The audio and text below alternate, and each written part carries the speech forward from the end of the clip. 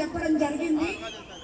వాటి శంకుస్థాపనలకు పూర్తయిన వర్కులకి ఓపెనింగ్కి అలాగే మన భూమి మన హక్కు అనే నిదానంతో మన ముఖ్యమంత్రి చంద్రబాబు నాయుడు గారు రైతన్నలకు అందిస్తున్న పాస్ పుస్తకాల కార్యక్రమం లాగా లేదు, అయినా ఇదొక పండగ వాతావరణంలో చేయమన్నారు. ఇది అలాగే ఉంది. ఈరోజు చూస్తుంటే ఈ కార్యక్రమానికి మన కోవూరు కాన్స్టిట్యున్సీకి ముఖ్య అతిథిగా విచ్చేసిన ఎంపీ వేమిరెడ్డి ప్రభాకర్ రెడ్డి గారికి, ఇక్కడికి విచ్చేసిన తెలుగుదేశం కార్యకర్తలకి నాయకులకి వివిధ పార్టీల జనసేన నాయకులకి అలాగే బీజేపీ నాయకులకి కార్యకర్తలకి అందరికీ కూడా ధన్యవాదాలు తెలుపుకుంటున్నాను.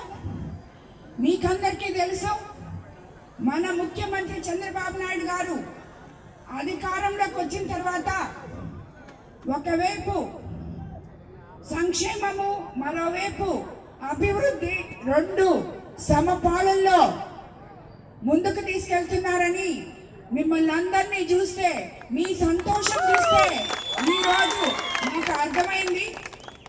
గత 5 సంవత్సరాల్లో తట్ట మట్టి కూడా వేసుకోలేని రోడ్లు ఎన్నో ఉన్నాయి. ఇందుకూరుపేట మండలంలో మనం ఆగిపోయిన రోడ్లు ఎక్కడెక్కడైతే సగం చేసి వదిలేశారో అవన్నీ పూర్తి చేయడమే కాకుండా కొత్తగా మళ్ళీ మనం శాంక్షన్ చేయించుకున్నటివి అన్నీ కూడా ఈరోజు పూర్తి చేసుకోగలుగుతున్నామంటే అది మన ముఖ్యమంత్రి చంద్రబాబు నాయుడు గారు చూపిస్తున్న చొరవతో.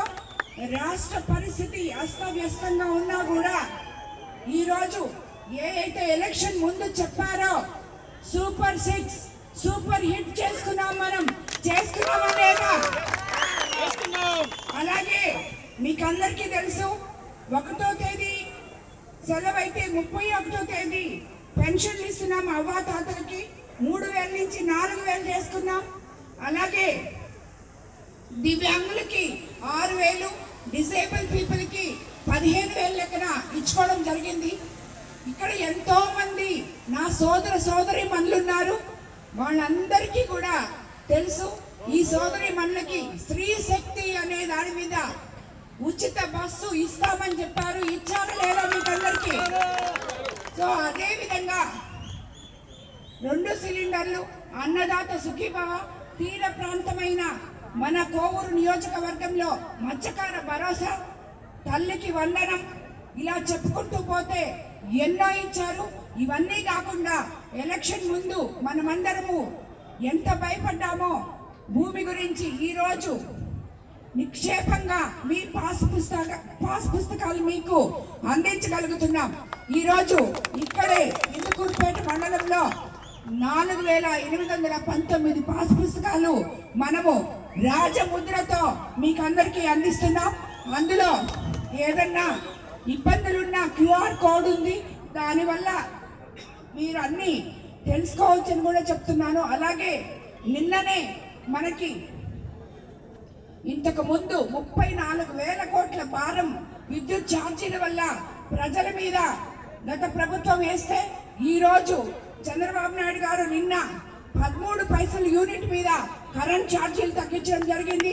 అలాగే ఆక్వా రైతులకి ఇది వరకు 3.5 రూపాయలు ఉంటే ఈరోజు 1.5 రూపాయకే యూనిట్ మీకు అందరికీ కరెంట్ ఇవ్వడం కూడా జరుగుతుంది. అలాగే ఈరోజు ఇక్కడ ఈ ఊర్లో మనం కొత్తూరు పంచాయతీ పరిధిలో 65,90,000తో ఆల్రెడీ డ్రైన్లు నిర్మించుకున్నాం. 86 లక్షలతో విలేజ్ హెల్త్ సెంటర్స్ మరియు స్కూల్ కాంపౌండ్ వాళ్ళు నిర్మించుకున్నాం. సిమెంట్ రోడ్ల కోసం దాదాపు 1 కోటి రూపాయలు కేటాయించాం. అందులో పూర్తయినవి, ప్రారంభించవాళ్ళు, కొత్తవి శంకుస్థాపనలు చేసుకోవడం చాలా సంతోషంగా ఉంది. కూటమి ప్రభుత్వం అధికారంలోకి వచ్చినాక ఈ రోజుకి వరకు ఈ గ్రామ అభివృద్ధికి 2,50,00,000 వెచ్చించడం జరిగింది.